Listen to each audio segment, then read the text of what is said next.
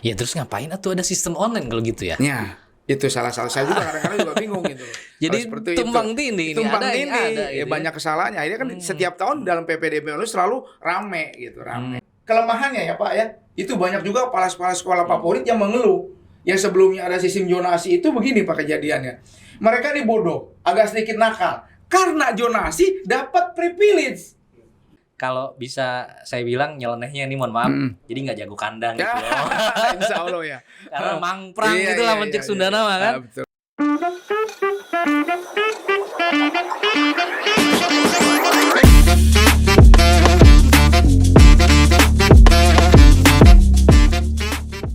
Bulan ini memang bulan dimana anak-anak sekolah nih lagi sibuk, terutama orang tua. Sibuknya kenapa? Sibuk daftarin anaknya sekolah ke tingkat yang lebih tinggi.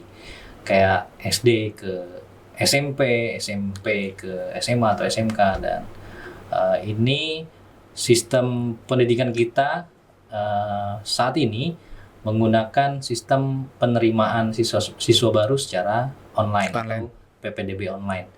Nah, bicara PPDB online, di hadapan saya sekarang sudah ada, ini adalah Ketua Forum Komite SMK dan SMA se-Kabupaten Karawang, Bapak Haji Zainuri Al-Fadli SHMH. Betul ya Pak ya? Betul. Namanya. Selamat malam. Selamat malam. Malam nih. Ya, Assalamualaikum. Waalaikumsalam warahmatullahi wabarakatuh. Alhamdulillah sehat walafiat. Alhamdulillah kita akan ngobrol dengan saya panggilnya apa nih? Pak Haji Zainuri aja. Pak Haji Zainuri Ya, atau Haji Zain Pak lah. Haji Jen ya, Ya. Pak Haji Jen. Di titik temu menyambung cerita, menginspirasi harapan. Lagi sibuk-sibuknya berarti ini ya? Iya, Apa namanya? monitoring. Iya. Penerimaan siswa baru. Betul. Ini udah masuk tahapan. Tahapan penerimaan. tinggal pengumuman. Oh berarti tahapannya Yang zonasi. sudah. Oh zonasi. Iya. Ada berapa tahapan sih sebetulnya? Nanti ada 2. Ada 2. Iya. Sama ini- jalur prestasi nanti. Oh jadi ini tahap 1 udah. Iya.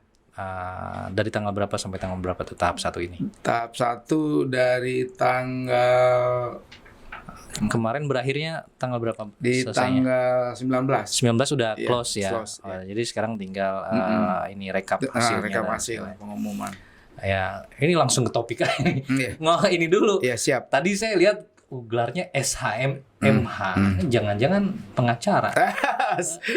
Kalau banyak Iya. orang kenal saya di Karawang, di samping gelar saya itu, di samping saya sebagai ketua forum juga memang saya juga advokat. Gitu. Oh, berarti benar tebakannya karena Betul. ya salah kalau gelarnya udah ini linear gelarnya Iya, linear. SHMH. Iya. Nah, kalau bukan advokat ya Biasanya beda-beda. beda-beda. Background pendidikannya beda-beda. Gitu. Misalnya SE, SE, kadang-kadang SH gitu. SH terus apa gitu. Iya, Ini betul. linear nih SHMH. Iya, linear. Kayak ini punya law firm sendiri atau Saya law firm gimana? sendiri aja Oh. di Karawang.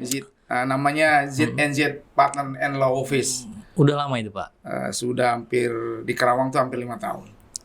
Seringnya nanganin kasus apa nih? Sekarang kita ngomongin PPDB-nya Siap. nanti dulu. Umum saya. Umum. Ada perdata, ada pidana. Oh gitu. Umum. Ya, kalau kebanyakan sih lawyer-lawyer di Karawang ini yang saya kenal kebanyakan yang saya kenal ya. Yang kalau saya nggak kenal ya nggak tahu. Yang saya kenal banyak ini yang ngurusin kasus perceraian, Pak. Saya yang paling jarang menangani kasus itu Oh ya. gitu. Pertama mungkin usia saya yang udah agak lebih tua gitu. Udah banyak pekerjaan yang memang bisa dihandle oleh sekelas anak saya gitu. Bahkan cucu ya gitu udah dibilang. Oh, udah punya cucu. Iya, kelasnya seperti itu. Jadi memang untuk hal seperti perceraian itu saya jarang banyak tangani. Oke, lebih ke pidana atau Iya, perdatanya? pidana dan perdata. Pidana perdata ya, imbang lah ya. Iya, pidana perdata. betul. Yang paling besar kasus apa nih Pak pernah ditangani? Kalau Anggaplah ini sebuah prestasi kan. Iya, Pasti dalam perjalanan karir ini ada sesuatu yang dianggap ini achievement gitu ya. Achievement, betul. Pernah nanganin kasus Saya apa pernah Pak? menangani kasus perdata di daerah Maluku Utara. Itu Sengketa. sengketa. Oh. Jadi itu yang paling achievement tadi. Oh, Gitu. berarti memang bukan hanya di Karawang aja ya. Betul ya. Bisa. Karena kan dalam Undang-Undang 18 2003 advokat ini penegak hukum ya. Artinya advokat itu boleh beracara, jangankan di Betul. dalam negeri, di luar negeri pun kalau memang dia dapat kuasa itu bisa beracara Betul. di sana. Oke, iya itu secara undang-undang. Maksud Iya. saya secara karir berarti nyebrang juga, iya, bukan nyebrang, hanya di betul, Karawang betul. kan gitu. Iya, Ini iya. yang luar biasanya Betul, gitu, sampai betul, ke betul. Maluku, sampai luar Iya, daerah iya, berarti. Jadi kalau bisa saya bilang nyelenehnya ini mohon maaf, jadi nggak jago kandang gitu loh. Insya Allah ya. Karena mangprang Iya, itulah iya, mencek iya, Sunda iya. nama kan. Betul, betul. Mangprang sampai ke daerah-daerah Iya, iya. sana gitu, di luar Betul. sana gitu. Oke, tahun berapa itu Pak kira-kira? Itu di tahun 2004, Pak. Saya kan 2004. alumni S1, saya itu 91. Kemudian saya sumpah pertama itu, waktu itu masih pengacara praktek ya. Karena undang-undang advokat itu kan keluar 18/2003. Jadi di bawah 23 itu belum ada OHA, organisasi hukum, ada pengacara praktek. Saya itu tahun 94. Jadi dari 94 itu udah mulai beracara walaupun kecil-kecil gitu. Oh, Ya tergantung memang dapatnya kasus gitu. Case by case lah gitu. senior lah ya. Ya, berarti. bisa dibilang Ini seperti itu. dengar-dengar juga saya ini dengar ini Hotman Parisnya Karawang katanya. Insya Allah. karena senioritasnya itu udah Iya, iya. lama berkecimpung di dunia itu, Betul, betul. sehingga mungkin dianggap ya senior di bidangnya betul, gitu betul. ya. Iya. Tapi ya seru juga kalau saya lihat dulu memang saya pernah sedikit pengen jadi pengacara. Sekarang juga saya masih punya motivasi gitu, Pak. Saya mau kuliah lagi nih, kan S2 baru beres. Bahkan mau coba ngulang lagi tapi S1 tapi hukum gitu. Seru kayak ini. Nggak masalah, karena kalau memang hukum itu kan semua diperlukan. Ada istilah hukum itu yang paling pahit itu adalah hukum karma ya. Yang tidak ada pasalnya gitu ya. Hukum itu ada hukum keluarga. Itu nggak bisa ditangani pengacara Nggak ya, bisa Pak? pengacara Oh, itu. hukum Itu urusan karma Tuhan itu. Jadi hukum itu kan terbagi beberapa macam. Ada hukum normatif ya, undang-undang mulai dari undang-undang dasar sampai peraturan-peraturan. Ada juga hukum yang bersifat etika, dogmatik dan lain-lain. Itu juga hukum. Katakan saya ilustrasikan, kalau Anda masuk rumah orang ya, tertulis dalam buku KUHP atau Undang-Undang Kitab Perdana atau Perdata itu tidak ada, tapi kan wajib dilaksanakan. Anda ketuk pilu, sepada, assalamualaikum, ketuk pintu dan lain-lain. Itu perlu dilaksanakan. Itu namanya hukum etika. Tetap itu tetap harus dilaksanakan. Adat lah istilahnya.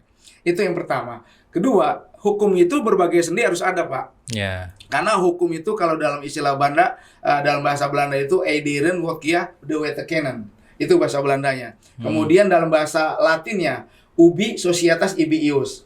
Kemudian dalam bahasa Inggrisnya ada lagi any someone assume to know this law. Jadi dimanapun kita berada pasti hukum itu mengikuti. Suka tidak suka mengikuti. Iya. Gitu. Jadi manusia tidak tahu alasan hukum tapi tetap hukum berjalan. Dianggap seolah-olah itu hukum manusia itu mengetahui tentang hukum. Itu, Pak. Oke. Iya. Seru. Belum apa-apa udah seru nih. Betul. Agak ini juga nih. Iya. Dari bahasa Belanda ke bahasa Inggris ya ke bahasa Latin ada, karena memang hukum kita kan terbagi dari beberapa macam gitu. Awal dari Belanda, diambil dari Prancis, kemudian dari Yunani, Italia, dicampur-campur sih. Karena memang produk hukum kita sampai hari ini Badan Legislatif DPR belum mengeluarkan hukum asli Indonesia, masih diadopsi dari hukum-hukum Belanda. Gitu, hukum kolonial.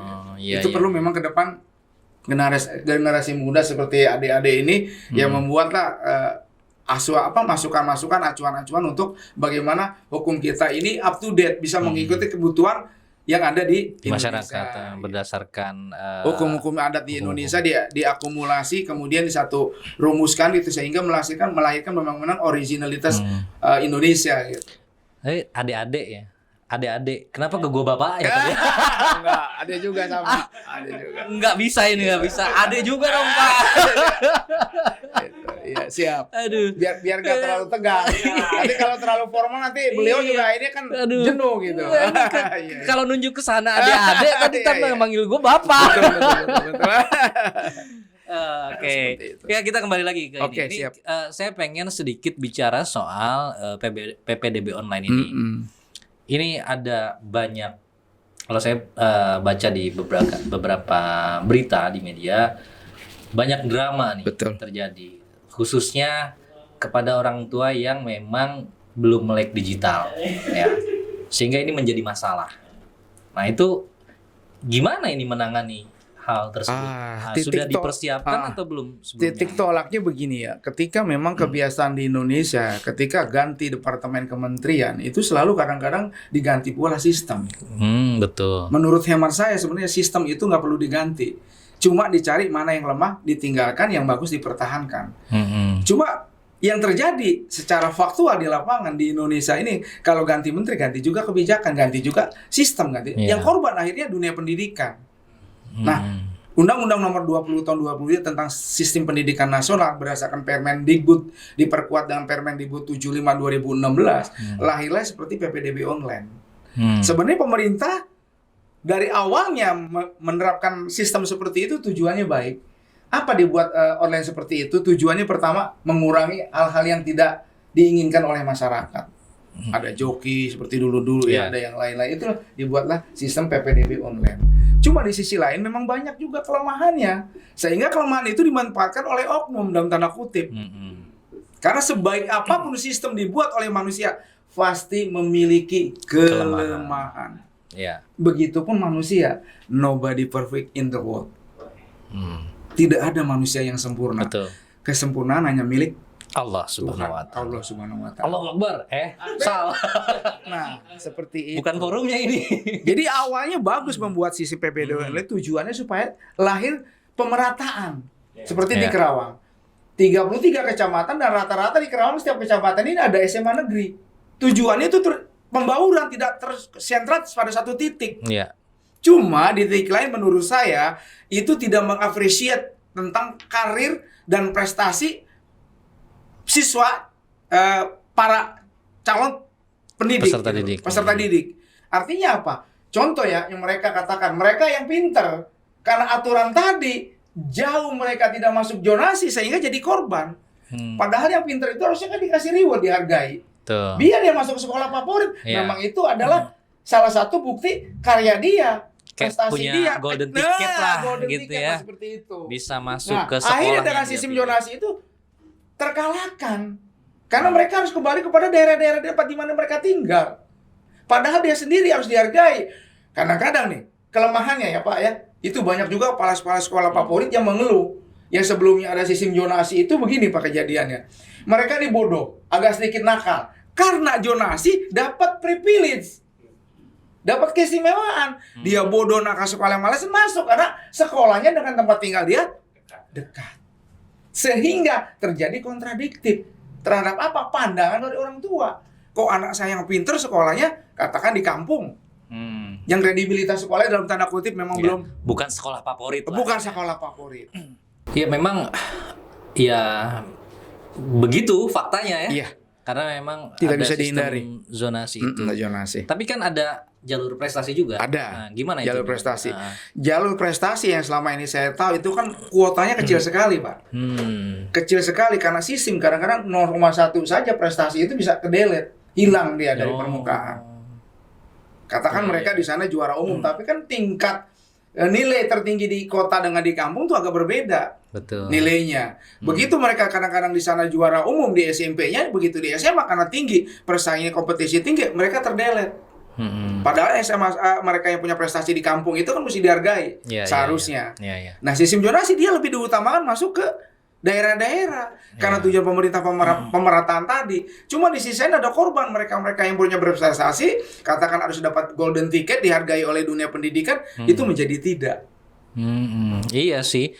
Harusnya misalnya di ranking berapa sampai berapa dia punya golden ticket, boleh pilih di sekolah mana aja nih. Hargai perjuangan kegigihan dia, keseriusan dia dalam belajar. Karena kan ini sama kayak ini nggak sih Pak? Kayak misalnya ini kan sama dengan apa ya? Membunuh cita-cita untuk sekolah di sekolah yang diinginkan. Meskipun dalam tanda kutip favorit. Dalam tanda kutip.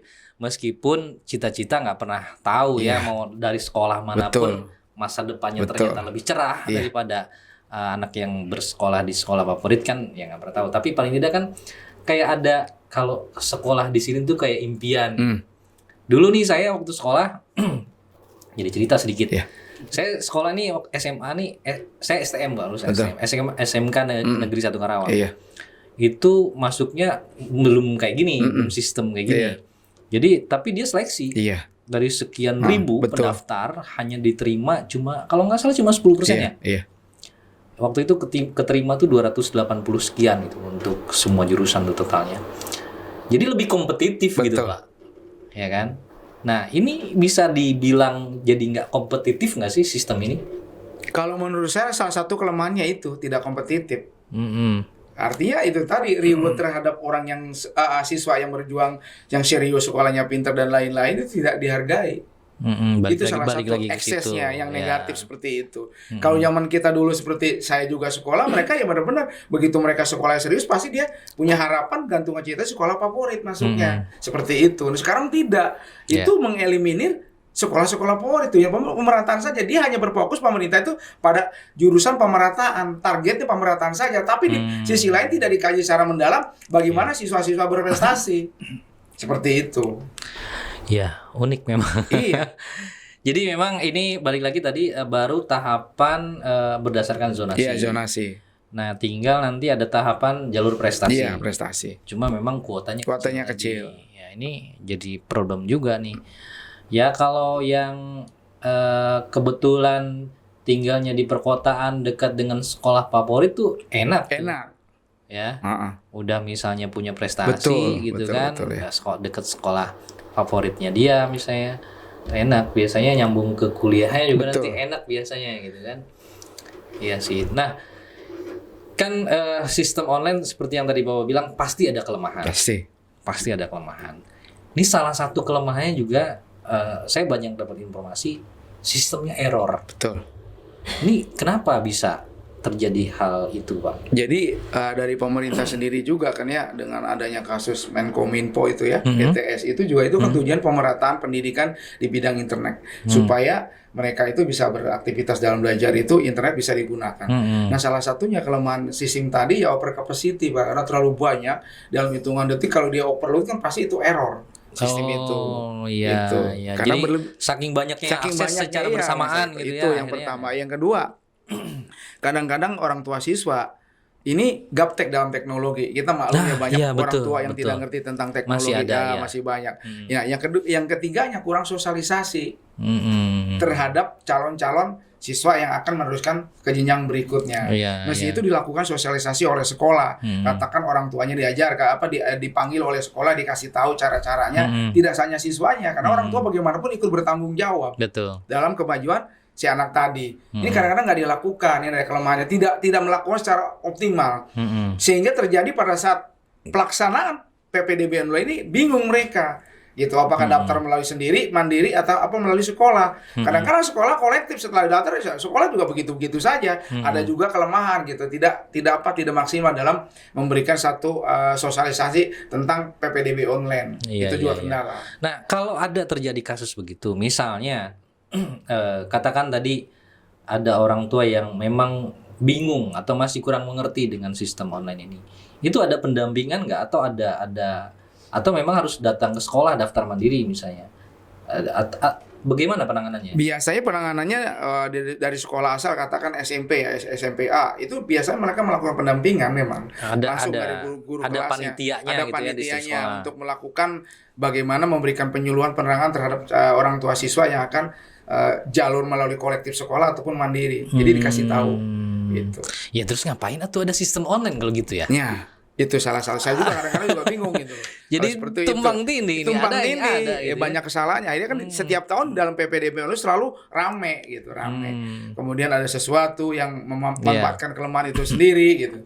Ya memang dalam sistem dunia pendidikan itu selalu tidak sempurna ya. Ada juga kajian-kajian itu menurut saya memang kalau menurut saya pribadi ya lebih baik pada sistem yang dulu aja, yang lama, nggak usah ada online seperti itu deh. Gitu. Lebih bagus seperti itu menurut saya. Tar dulu nih. Dari tadi saya baru ngeh nih.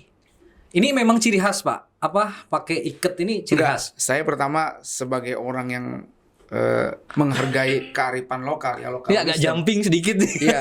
Local wisdom begitu. Local wisdom itu begini. Saya tuh berprinsip ada peribahasa yang pernah saya anut itu saya pelajari bahwa di mana bumi kita pijak di situ langit kita junjung.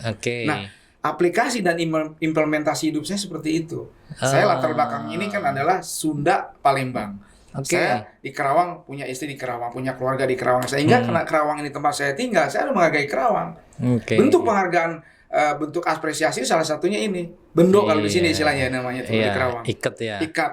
Istilahnya sebut ada juga bilang bendo, ada yang bilang ikat. Nah, saya pakai itu gitu karena memang salah satu di dalam diri saya untuk bagaimana menjaga budaya bangsa ini tidak hilang. Betul. Jadi kita adakan satu seperti proteksi tentang budaya itu.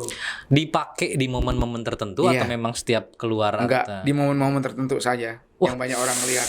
Luar biasa. Ini saya agak tersanjung, berarti titik temu ini adalah momen tertentu. Betul, momen tertentu harus menghargai. Diminum dulu. Siap. Terima kasih. Sambil ini ngopi dulu lah. Kalau saya kopi nih agak lumayan ini sepet mata. Saya tambahin juga ya tentang masalah ikat ini. Biasanya ini secara aspek internasional. Kenapa Indonesia ini kadang terbiasa udah rame, udah diklaim orang baru mengakui budaya rame-rame menjaga. Seperti kasus batik diklaim orang ya. Kemudian kasus wayang diklaim orang, jaipongan diklaim orang. Bahkan sampai detik ini S2 seni karawitan itu mesti diambil di Belanda. Ini kan sangat ironis. Padahal namanya wayang dan lain itu adanya kan budaya Indonesia dan itu memang produk asli Indonesia. Saya baru dengar tuh S2 karawitan. S2 karawitan tuh ngambilnya di luar negeri. Harusnya kan bisa di Kerawang. Atau bisa juga di Indonesia melakukan itu sampai detik ini masih belum bisa merata. Mulai dari di tahun 2000 ke sini baru ada lah. 2000 ke sana itu kadang-kadang enggak, masih keluar negeri. Sangat lucu gitu. Dari satu budaya. Jadi kita bagaimana menjaga originalitas budaya itu menjadi warisan kepada generasi muda. Wah. Jadi tidak hilang di telan zaman gitu. Tetap kita sebagai bangsa harus kita menghargai produk-produk budaya kita, budaya bangsa yang arif dan bijaksana, adiluhung. Seperti itu. Respect sih. Angkat topi nih kalau pakai topi benar. Harus begitu. Apalagi kan sekarang yang zaman Gen Z ini udah luar biasa hilang. Nilai-nilai anak-anak di tempat rumahnya tidak lagi diajari hal yang bersifat budaya, seniman dan lain. Mereka lebih suka menggunakan gadget yang lebih modern, mainnya game, ya enggak? Istilahnya kenapa game itu juga dibentuk tentang bagaimana melestarikan budaya, angklung, enggak? Lomba bakyak, kemudian menyanyi lagu-lagu daerah, lagu-lagu tradisional itu lebih bagus menurut saya. Dulu zaman saya SD, ketika acara saman kenaikan kelas itu selalu budaya-budaya lokal tuh ditampilkan. Beberapa generasi tahun kalau nggak salah lebih dari 20 tahun sempat hilang itu acara-acara saman kenaikan kelas itu budaya dulu saman zaman saya masih saman sekarang mah pensi. Iya, pensi, pentas seni. Tapi di tingkat SMA itu kalau masih SD tetap masih ada saman. Masih tetap berlaku di kalangan-kalangan masyarakat yang di tengah kelompok-kelompok kecil di desa itu masih tetap dilaksanakan. Seperti itu, Bang. Oke, balik lagi gini ke topik kita soal PPDB online. Yang saya tahu informasinya ini diprediksi. Nah, mungkin ini tadi kenapa terjadi error ya.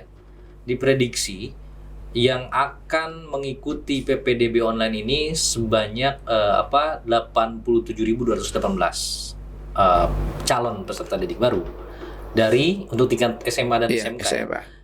Dari 54 SMA dan 115 SMK di Karawang. Ini berbanding lurus nggak dengan tadi kita bicara zonasi nih, dengan ketersediaan sekolahnya di masing-masing daerah. Jadi maksud saya gini, ini kan sekolah misalnya, dari setiap wilayah ini berbanding lurus nggak jumlah calon peserta didiknya, atau ada wilayah tertentu yang memang karena tadi faktor zonasi sebenarnya kurang-kurang juga di sini nih, ya kan? Karena populasinya misalnya, populasinya nggak sebanyak di beberapa daerah. Apakah zonasi ini juga menjadi solusi terhadap kuota dari masing-masing sekolah itu atau gimana ini? Biasanya kalau yang pengalamannya sudah ada, zonasi itu hanya kecil untuk memberikan satu solusi tentang bagaimana penerimaan mereka yang masuk ke jenjang yang berikutnya. Ya, karena antara sarana dan prasarana sekarang belum berimbang, antara angkatan pelulusan dengan sekolah yang bakal jenjang berikut itu tidak berimbang.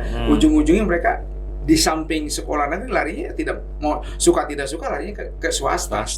Swastanya lebih banyak. Contoh kalau SMK negeri di Karawang ini kurang lebih itu sekitar 20 ya, baru 20. Tapi kalau yang swastanya ini kan kurang lebih itu 78 SMK swasta. Sehingga ke sana bisa diakomodir gitu, lari ke sana.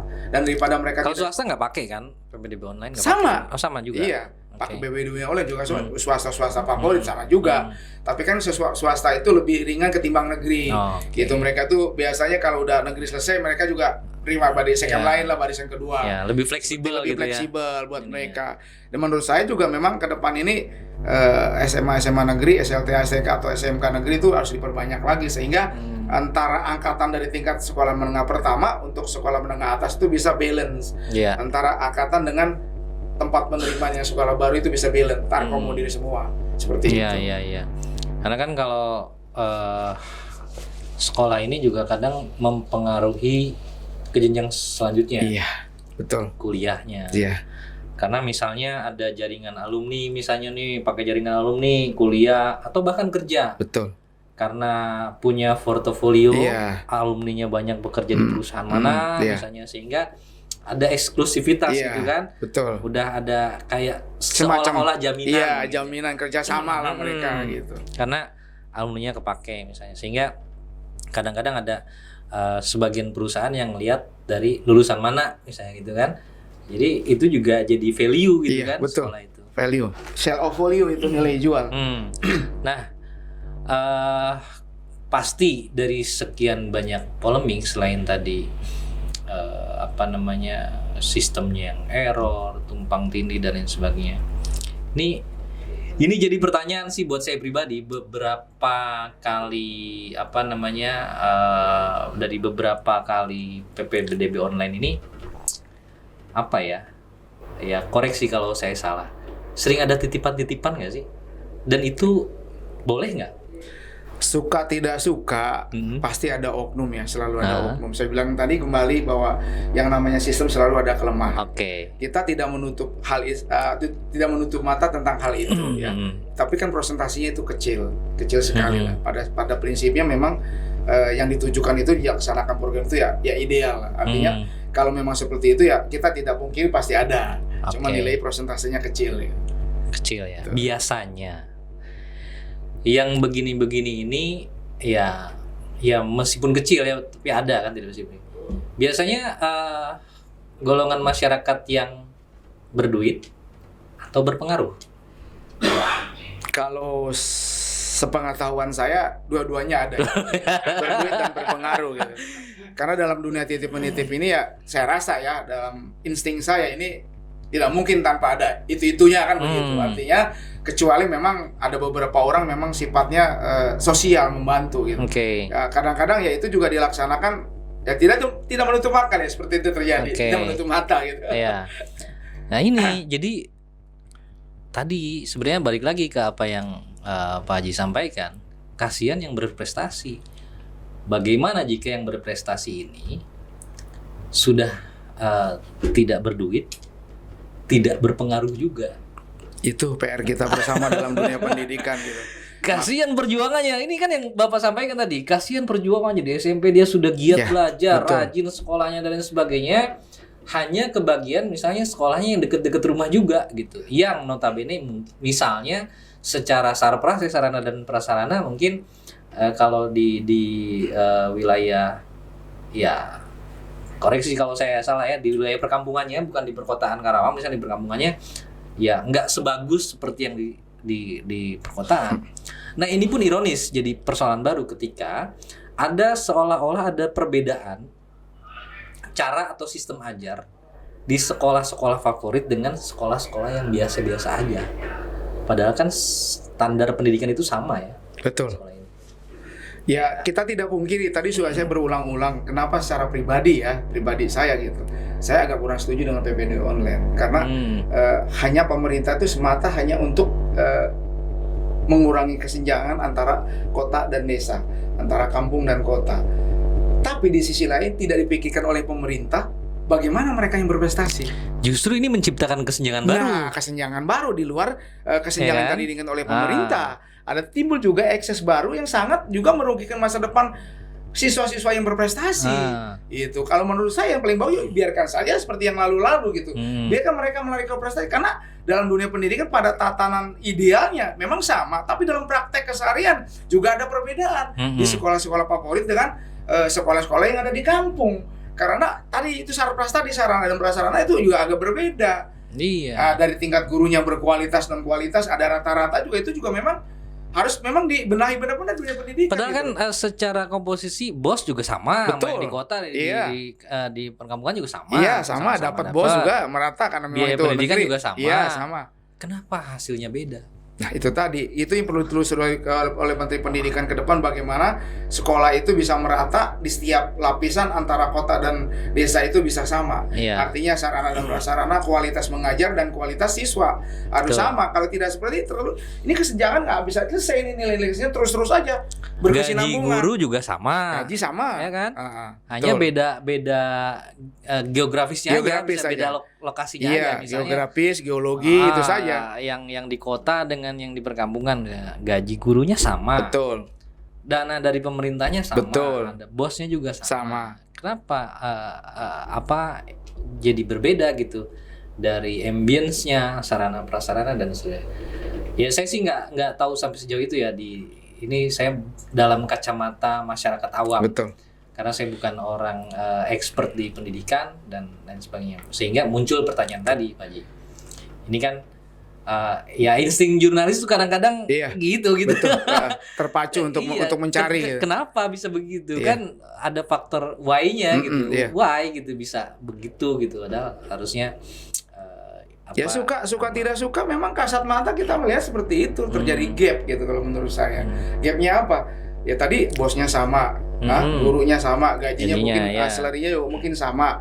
Tapi kita lihat fakta tidak bisa dibohongi, Betul. antara di kota dengan di kampung itu sangat Betul. jauh. Kontras pemandangan itu. Kontras, Gitu. iya. Suka tidak suka kita harus Padahal masih mengakui dalam itu. satu Iya, kabupaten dalam gitu satu ya. kabupaten, apalagi beda kabupaten gitu. Makanya kalau menurut saya, untuk menghargai siswa-siswa yang berprestasi, zonasi ini dihilangkan gitu. Atau kalau memang tidak dihilangkan, caranya lebih bijak gitu loh. Iya. Lebih bijak, artinya mereka yang berprestasi di tingkat sekolah pertamanya itu dihargai dengan satu sistem yang bagaimana bisa mengakomodir mereka. Jangan seperti tadi itu, nanti ada budaya titip menitip sehingga akhirnya korban yang mereka berprestasi tidak terhormat, juga tidak punya duit. Nah, ini Iya. kan problematika yang akan timbul gitu di dunia pendidikan seperti itu. Jadi kayak kalau misalnya saya ada di posisi itu, percuma gue pinter gitu. Akan ada seperti itu. Iya, benar. udah mah tinggal misalnya, apalagi ini bukan bermaksud ini ya. Saya memposisikan sebagai misalnya saya sebagai calon peserta didik baru yang tinggal di daerah, misalnya di perkampungan lah katakan. Pinter juga kayak percuma gue pinter gitu ya, sekolah nggak apa. Seolah-olah akan ada framing begitu gitu kan. Karena dengan sistem tadi. Betul. Yang lebih ekstrim lagi sistem zonasi seperti ini ya. Ini siswa dari SMP-nya udah agak sedikit kurang bagus moralnya, agak nakal ya. Karena dia memang tinggalnya di lingkungan sekolah favorit masuk. Efeknya akan ditimbulkan ke depan, dia sekolah memang karakternya memang males-malesan. Iya. Begitu dia alumni dari sekolah favorit tadi, akhirnya mengikuti perguruan tinggi atau kerja juga nggak bagus. Korban nggak di sekolah favorit. Betul. Itu dari kebijakan zonasi tadi. Iya. Salah satu yang paling ekstrim adalah itu. Tuh, seperti itu. Ya misalnya di SMP-nya nih attitude-nya minus misalnya. Minus, attitude-nya minus. Ya. Terus tapi karena Prestasi belajarnya ya, minus. karena zonasinya Nah, nempel dengan sekolah. Dekat dengan sekolah favorit. Bahkan saya tidak sebutkan nama salah satu kepala sekolah itu favorit tuh juga curhat sama saya juga gitu. Aduh Pak Haji katanya, ini anak nakal dari SMP ini gara-gara sistem zonasi mereka harus masuk di sekolah saya. Hah? Begitu belajar bentar-bentar keluar manjat pagar, manjat tembok. Iya, Nah, ya. apa yang bisa harapkan seperti ini? Ini Jadi juga malah ekses tuh. influence negatif Iya, buat jelas, siswa-siswa yang iya. lain ya. Mau tidak mau, suka tidak suka, efek yang ditimbulkan begitu selesai dari sekolah favorit tadi. Dia cari kerja sulit, mengikuti jenjang pendidikan yang baru juga masuk universitas negeri juga sulit karena tadi karakternya memang sudah terbangun, memang dalam tanda kutip tidak bagus. Walaupun dia ada di sekolah favorit, Iya. tidak banyak mempengaruhi. Ya, tapi saya lagi-lagi nih agak jumping nih di out of topic. Ini kan sebetulnya profesinya sebagai advokat. Kok bisa nyebrang ke pendidikan? Saya salah satu orang seringkali di mana saya lakukan paparan pada saat PPDB, pada saat tatap orang tua siswa, itu saya menyampaikan satu-satunya orang hukum yang peduli terhadap dunia pendidikan saya. Dan itu kerja sosial. Oke. Tidak ada feedback, tidak ada money oriented, tidak Padahal ada. kan pengacara Tapi lumayan loh. Insya Iya Allah, kan? saya juga memang di samping pengacara juga Iya. saya adalah pengusaha limbah. Gitu loh. Jadi tidak semata-mata saya punya income dari dari pengacara saja. Artinya memang ketika memang kita bekerja di dalam ruang-ruang sosial, konsekuensinya adalah ya itu tadi kerja sosial itu orang orang yang sok kita kebagian sial. Seperti itu, tapi memang itu untuk kerjaan saya life balance lah. Keseimbangan saja kepuasan batin saya untuk itu gitu. Saya tidak digaji kok di komite. Tidak digaji gitu. Artinya apapun yang saya lakukan itu paling tidak dalam tanda kutip sebagai agama saya, nanti biarkan Allah itu menilai saya. Itu tabungan hari tua lah. Investasi akhirat seperti itu. Jadi sulit sekali memang. Kalau saya kan bisa cerita, kalau namanya dari komite kalau masih berbelit dengan urusan pendaringan, urusan dapur jangan. Karena di situ bukan tempat cari income. Di situ tempat pengabdian, loyalitas, perhatian. Kita banyak juga memberikan satu sumbangsi yang sifatnya ya kadang-kadang di luar materi juga kan, tenaga, pemikiran, bahkan juga mengorbankan waktu di keluarga buat anak dan istri. Tapi itu sebagai orang yang memang bekerja di sosial itu merupakan satu kepuasan batin buat saya. Untungnya udah selesai dengan diri sendiri dulu. Mudah-mudahan baru seperti bisa. itu. Amin. Seperti itu. Iya, karena kan tadi kan no profit oriented gitu. Jadi memang harus selesai dulu dengan diri sendiri. Betul. Artinya kalau masih urusan berkutat dengan urusan dapur rumah tangga, aduh jangan deh bekerja sosial. Itu nanti akan tidak on the track sikap dan tindakan kita. Malah nggak maksimal juga. Iya, tidak maksimal. Itu. Ya, tantangannya apa sih jadi ketua komite? Ya, komite kan tantangannya kan juga kadang-kadang ada image publik yang kurang bagus, disangkanya apa-apa, padahal kita kerja sosial.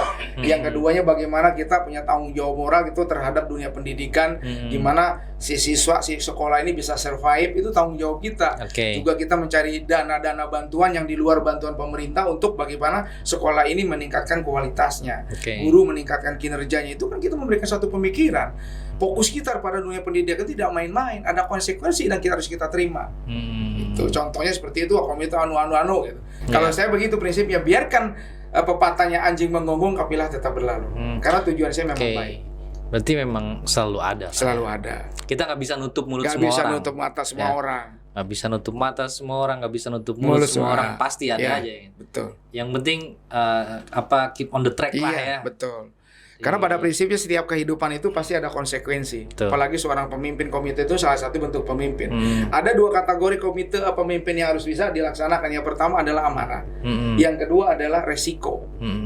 Semakin tinggi pohon akan semakin besar juga anginnya. Resiko ada di komite. Contoh kalau ada persoalan hukum dilaporkan oleh oknum wartawan, oknum LSM dalam tanda kutip ya, oknum yang lain-lain, kan bisa terjadi karena komite itu berdasarkan Permendikbud dengan Permendikbud nomor 75 2006 itu sejajar dengan kepala sekolah. Artinya ketika apa yang diputuskan oleh sekolah kan ketua komite ikut bertandatangani itu, ada konsekuensi hukum. Makanya tidak sembarangan. Kita harus benar-benar on the track dalam hal ini. Ada orang tua siswa yang ngomong begini, ya guru kalau mau ngundurin diri atau keluar aja gitu. Banyak kok yang mau gantiin guru misalnya. Akhirnya guru-guru pada demo nih ke Polres kalau nggak salah ini kan. Nah ini juga problem nih di masyarakat. Betul. Ya let's say gini, ya kalau dulu waktu zaman saya sekolah biasa tuh saya digampar sama guru. Pernah saya digampar sama guru. Dan itu biasa, malah orang tua yang marahin saya. Kasarnya ngomong, kalau saya inget banget bahasa ayah saya waktu itu, saya ngadu gitu ya. Pak, saya ditempelin sama guru. Nyesiana meureun bader gitu.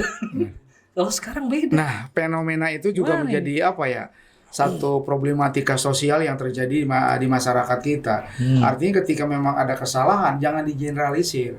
Bagaimana kalau dunia pendidikan tidak ada guru? Tidak ada pendidikan, mau jadi seperti apa bangsa kita? Itu yang pertama. Yang kedua, jangan statement itu dijadikan satu generalisir untuk dunia pendidikan. Katakan, guru silakan mengundurkan diri, kata saya ganti. Siapa yang bisa menggantikan profesi guru? Karena harus jelas bidang ilmunya. Tidak semua orang bisa guru karena sempat viral itu di media sosial betul. Itu kan si akibat kekecewaan sikap emosional itu kan hanya beberapa gelintir saja. Artinya tidak bisa negara ini tanpa pendidikan. Tidak mungkin negara ini bisa survive tanpa ada dunia pendidikan. Yang paling tidak hal batu-batu kerikil itu harus disingkirkan yang seperti itu. Bagaimana cari dunia pendidikan ini menyelesaikan itu? Jangan sampai statement-statement tadi yang jadi viral itu bisa dieliminir gitu. Kan kalau dari perspektif guru misalnya, sok we ajarkan kemana gitu kan. Kolotna itu misalkan seperti itu. gitu kan. Tidak bisa sembarangan. Makanya sistem pendidikan nasional itu kan udah jelas. Pendidikan itu adalah peran dari pemerintah, tapi juga tidak tanggung jawab pemerintah, ada juga peran serta masyarakat di sana. Nah, pertanyaannya tadi peran serta masyarakat itu bentuknya apa? Kan ini tidak secara eksplisit dijelaskan di sana. Yeah. Apakah nanti di sekolah saya nggak usah datang ke sekolah atau datang sekolah menggantikan posisi tukang parkir di sekolah? Ataukah saya peran serta sebagai masyarakat saya menggantikan mengajar siswa di sekolah? Kan tidak mungkin. Yeah. Saya bukan pedagogi, background saya bukan dari pendidikan. Kemudian apakah saya menggantikan tukang sapu sebagai cleaning service sekolah? Tidak juga. Ini harus jelas gitu loh. Yeah. Peran serta pendidikan paling tidak dalam bentuk materi. Materi yang jelas yang memang sesuai aturan yang ada, tidak saling memaksakan, saling mengeksploitasi seperti itu. Nggak bisa. Itu pernyataan-pernyataan sesaat secara emosional bahwasannya silakan saja guru tidak bisa. Dalam tatanan nggak bisa seperti itu. Ingat, dunia tanpa pendidikan akan kelam, Pak. Yeah. Bapak, Ibu, dan lain-lain sama seperti itu. Itu pun harus bisa dicarikan solusi. Ya balik lagi zaman jahiliyah. Iya, zaman jahiliyah tanpa pendidikan. Lahirnya Muhammad itu karena apa sih? Ya. Karena adab kan? Betul. Dia memperbaiki adab. Di antara 25 nabi yang paling memperbaiki adab ya cuma Muhammad.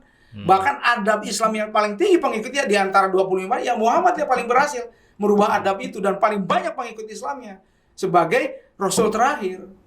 Iya. Ini luar biasa. Nah, dari itu. ngomongin PPDB online, terus ngomongin hukum, ngomongin nyerempet politik, sampai ngomongin agama nih terakhirnya. Luar biasa emang. Harus banyak belajar ini saya. Jadi tapi memang seru banyak hal. Terima kasih banget. Ini jadi achievement buat saya. Bahwa masih banyak perlu belajar saya ke senior nih, terutama ke Pak Haji. Mudah-mudahan next berkenan untuk sering atau berdiskusi lagi di lain waktu hal-hal yang berkenaan dengan apakah itu isu-isu terkini atau hal-hal lain yang memang dianggap penting sebagai wawasan bagi kita. Karena memang waktu, terima kasih banyak Haji, waktunya sudah berkenan hadir, menyempatkan waktu ke sini. Malam-malam lagi kan, harusnya malam mingguan. Ini kita syutingnya malam minggu soalnya. Harusnya malam mingguan bareng keluarga, tapi ini malam mingguan bareng adik-adik satu bapak-bapak di titik temu. Karena titik temu itu banyak mempertemukan semua golongan lah ya. Terima kasih banyak Pak Haji waktunya. Sama-sama. Saya Eden Kusnaidi pamit undur diri, sampai ketemu di episode selanjutnya. Menyambung cerita, menginspirasi harapan. Inilah Titik Temu.